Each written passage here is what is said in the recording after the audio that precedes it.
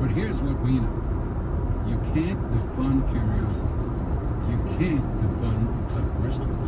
And you can't defund the truth.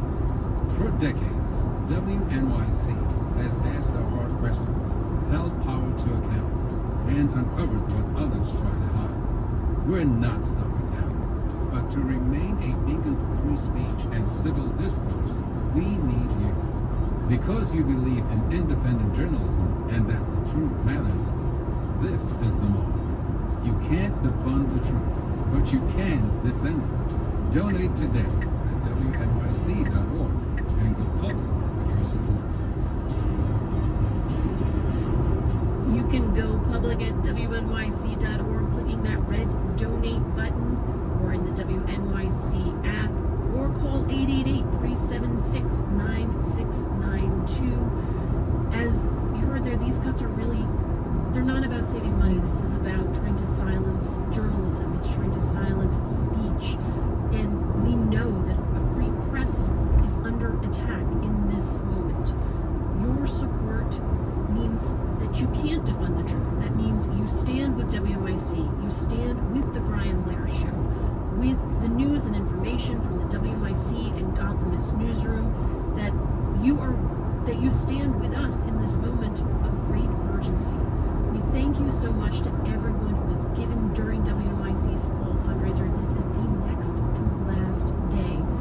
We need those of you who have not stepped up yet. It is your turn at the plate. Come on out, call, click, whatever is your means of preference.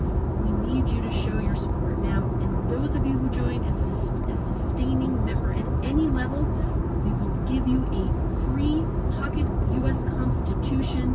You can keep it with you, a reminder of the rights that you know we as an organization cherish, and we want you to have on your person to be reminded of each and every day. The time to give is now. And Bridget says, every listener, any amount, whatever works in your budget. I will say there are people listening, Bridget, who are able to give a big gift. And now's the time. If you can see your way to $5,000, $10,000, $50,000, we know you're out there. We know you're listening. We know you value what we do here. No time like the present to make that big gift and make a statement. Stand up for what you value. 888-376-9692, WNYC.org, and also on our app, there's a donate button. WNYC receives support from New Jersey Symphony, presenting Disney's Fantasia in concert with live music played in sync to animations like The Sorcerer's Apprentice, October 23rd to 26th in 3 New Jersey venues. Tickets at njsymphony.org.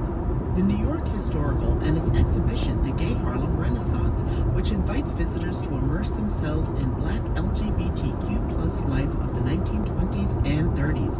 More at nyhistory.org. The Board of Elections in the City of New York. It's almost Election Day, New York. Early voting runs October 25th through November 2nd. Election information and ballot proposals at vote.nyc. The new Princeton University Art Museum reopening October 31st with over 5,000 years of human creativity on view. Open to all. Princeton University Art Museum. Find yourself here. More at artmuseum.princeton.edu.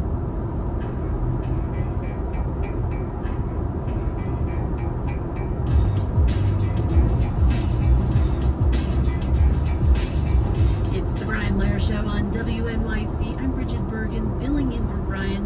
And to end the show, we continue our membership drive mini-series on the animals we voluntarily share our lives with in our homes, our pets. We've talked about dogs, reptiles, cats, rabbits, and now we're going to talk about fish. We are joined today by Chi Cho, the owner of one of the area's top destinations for fish and all they need to thrive, Pacific Aquarium Inc. on Delancey Street in Manhattan. Welcome to WNYC, Chi Cho. Thank you. How are you? I'm well. So glad you could join us. And first, can you tell us a little bit about Pacific Aquarium, which is, I think, its own adventure in itself? How many fish tanks do you have there, and what other kind of aquatic life do you celebrate? Oh, that's a great question.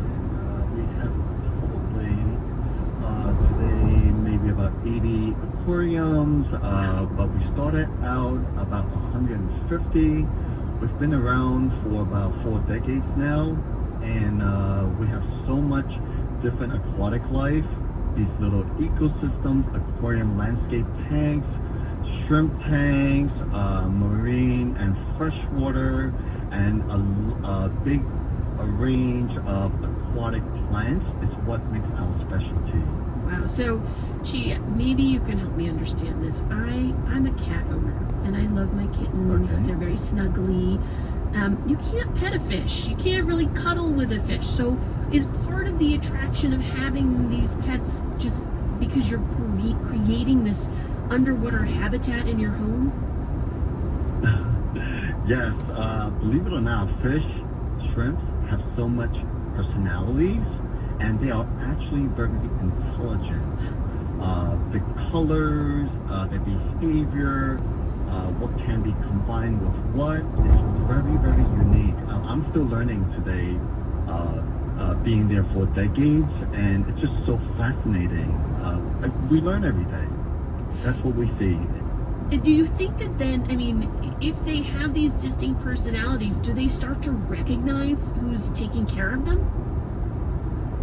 In some species, such as koi's, yes. These are found in like ponds, and they could be with the owner for years, and they can recognize you. And there are some species such as cichlids. Cichlids are such as oscars and maybe parrots, and sometimes they can recognize the owner. It's really amazing how intelligent these species are. And forgive me, Chi, are those other types of fish? Correct. Okay. I know that you also have a lot of exotic fish and corals for people, who have maybe some more expertise than obviously I do. But if I'm starting out, where do I start? What's a good option? Another great question. Freshwater is definitely easier.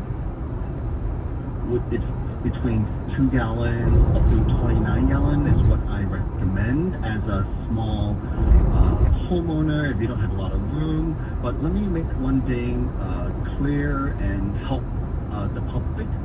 Having fish in an aquarium is not difficult. It's not difficult at all. It's really about following the 3 steps of rules in fish keeping. And if I can note those 3 things, it will really help public. First thing is feeding requirements gotta be really minimal. Oftentimes when I help customers and see so many problems, it's because the cost are being fed too much. We really feed maybe once every 2 to 3 days. That's what we do. The second part to keep up here is when we change water, we have to keep a sequence, like change water once to every 2 weeks, but only 1/3. But be careful using the temperature water that we're replacing back. It must be warm. So 1/3 water change every 1 to 2 weeks, and replace it back with warm water. And the third thing is please don't overpopulate our tanks. Oftentimes, many people get driven and they get excited. They see a new species, they see new fish, and it's very hard to pull away, like adding another fish or 2, and by then you're overpopulating your fish. On top of which, you must have adequate and good filtration. That is the key. To follow those 3 keys, we'll have a successful aquarium. So, Shi, let me ask you a question about the feeding part of it. I know most fish food comes with instructions, like right on the package. Should you be following those instructions? Thank you for asking that question. No, please do not follow those instructions. Keep in mind one thing. Fish food, we need fish food to feed our fish, to keep them alive. But remember one thing, fish food is man-made. It's not something that is naturally occurred in nature. Just keep in mind, let's say fish are in lakes, ponds, and the ocean. I don't think anyone will wake up 4 a.m. in the morning, take some fish food and feed them. It's not going to be fed by fish food. What are they really living on? What are they eating? Well, the natural source of food for them is really microalgae, microbacteria, and organisms. That's what they're feeding on through their gills. So that's why, please, don't feed too much. I really strongly recommend every 2 to 3 days. And if you go on vacation, you have a period up to 10 days without food, it will be more than fine. We big heart. We love to see them eat.